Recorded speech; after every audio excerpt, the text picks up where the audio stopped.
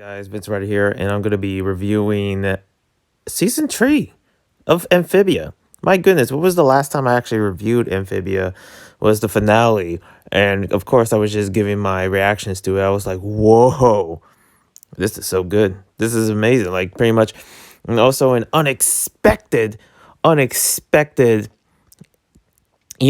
to it, which I'm going to try not to spoil. I don't know what to spoil or anything like that. But if you're watching this and you haven't seen Amphibia, season 3, episode 1 to 3, episode 1, episode 2, episode 3, the new normal, turning point, and I think what is it called? Hop till you drop.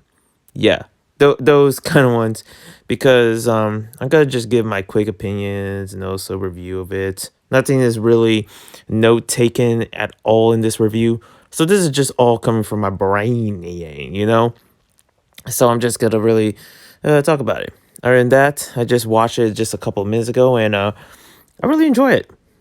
Pretty much where we left off, knowing what happened to Marcy is a kind of like a continuation of the whole curiosity of where this leads to, and of course in season 3, and it's now in the human world, which pretty much I'm not sure what city it is. Could be San Diego or somewhere in California, but yeah, in the human world, as she is back and pretty much everything is like happening so quickly.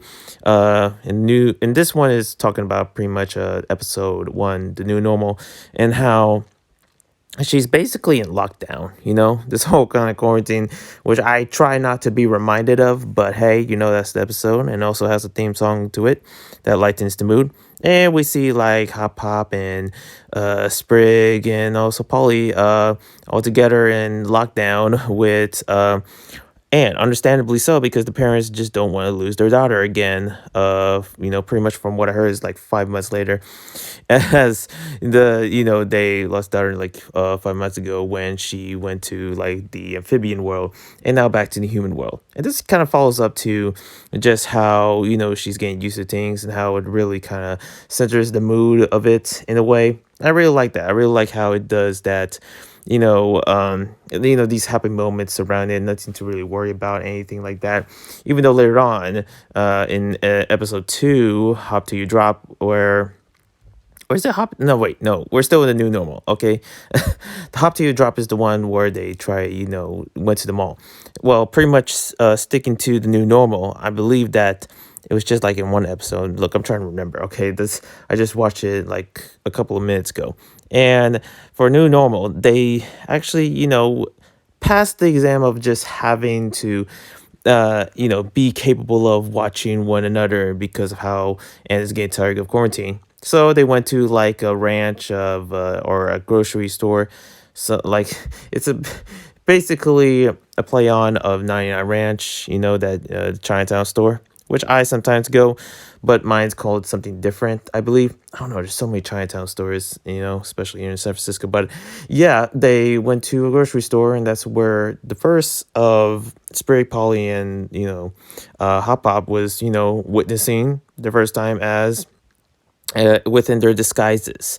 And I like how in episode 2, like they really put on a better disguise. But for one, they happen to have these disguises and stick in because of Anne passing, I guess, some kind of test to get them to just go outside, basically, because of how overprotected the family is.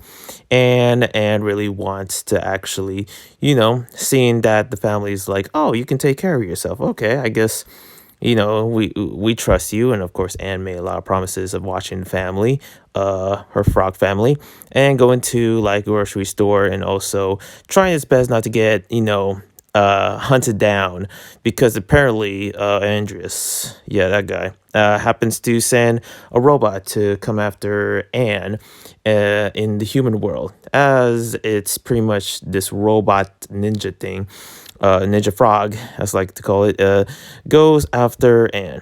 And goes after, the rest of the family, and tries to kill them, all this stuff. Goes in full invisible mode and tries to, hunt them down in a 99 Ranch. And which is basically the grocery store. Yes, of course. And it happens to just show them around and just around the market and stuff. I like how the play on the durian fruit. Yes, it is smelly. That's how smelly it is. That's for sure. And seeing how they're just like trying not to get killed by the robot. That's for sure. The fight scenes were nice. It wasn't bad though. It was a good mixture of just slapstick kind of like fighting, and also even though it was to me predictable, knowing that yeah they were gonna survive, they were not gonna get killed by the robot, right? But they can actually, just like in the finale of season two, they control something unexpected. That's for sure. But yeah, later on, they survived this, and pretty much the robot, yeah, just happens. Like I was wondering where did the robot go, and also how did Anne really get her powers back? Is something that I try to understand. It's just these different situations that I'm like, oh, like how did this really happen?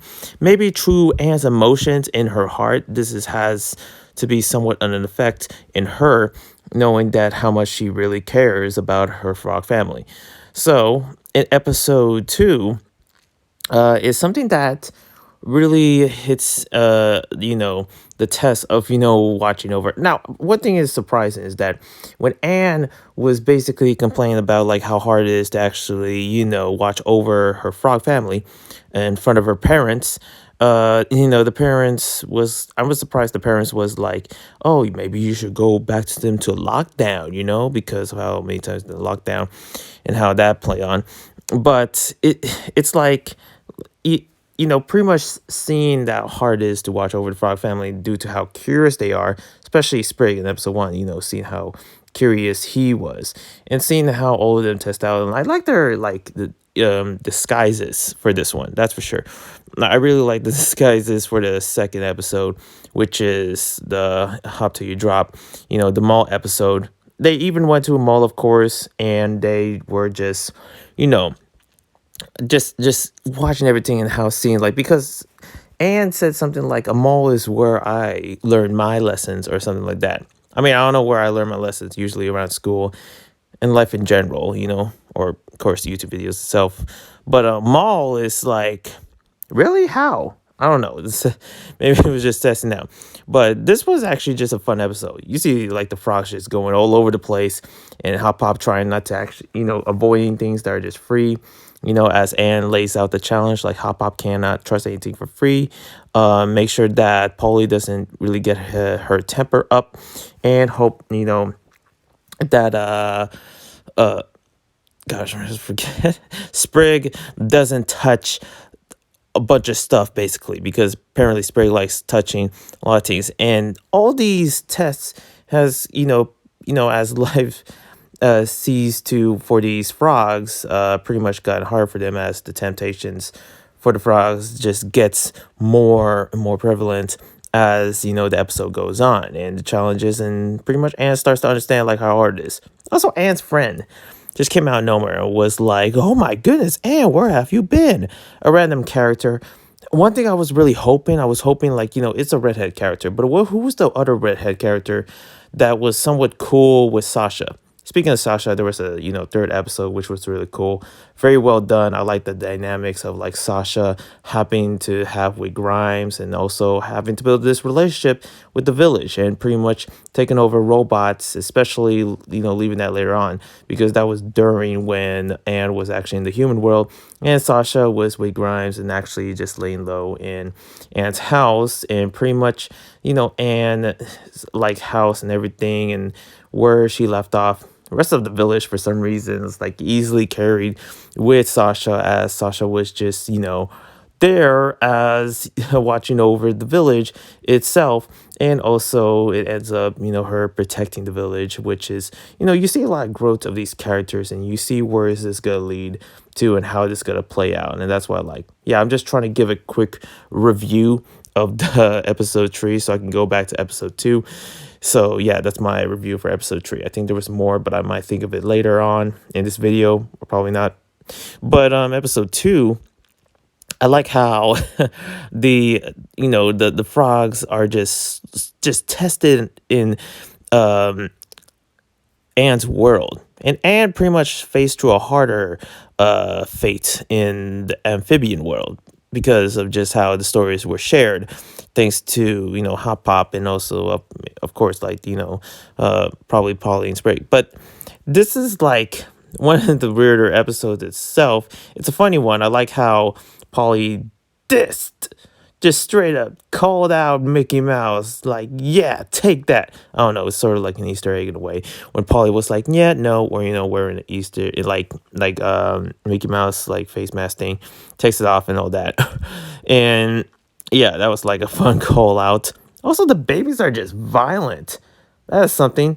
Also, like the mall cop, like how he's just like being like ravaged by what is he called? Stress moms or something, because the moms had a complaint, and then they just go to the mall cop, and thanks to Hop Pop. I don't know. These were moments in Amphibia that I just really like. Just the funny and also like heartwarming moments, knowing that it's just like it's some good stuff. I really dig how these episodes played out and how quick, and also for me personally, how easy it is to review it. I don't know what it is. When I try to review Ladybug Miraculous, I just had a hard time. I don't know. There was a part of me where I was trying to give compliments of it, but it was like, what am I doing? What am I doing? My goodness. But it's like for Amphibia, I was like, oh, I can actually really talk about it easily. And I was kind of worried about that when I started recording. I'm like, crap, I'm not sure if I'm ready. But no, I think I done it. Look, I'm already close to the end of this video. So that's something, I know that shouldn't be a big deal. I should review it, feeling, but I'm not good at reviews, if anything else, okay? I wonder if this video itself kind of proves that, because from my enjoyment of Amphibia, it's just the fun and also just the unexpected kind of like moves that it does within this series. And it's something I've been waiting to actually see. I haven't really take time to actually watch Amphibia, but I've been really looking at other stuff that Disney has to offer for me to review, because I could do it. Other than that, thank you guys for watching. Subscribe, like, comment, all that jazz and all that goodness. And yeah, who knows, I might do reviews. Let me know if you want more. This is just something I really want to do fun. Okay, anyways, I'll see you when I see you. Peace.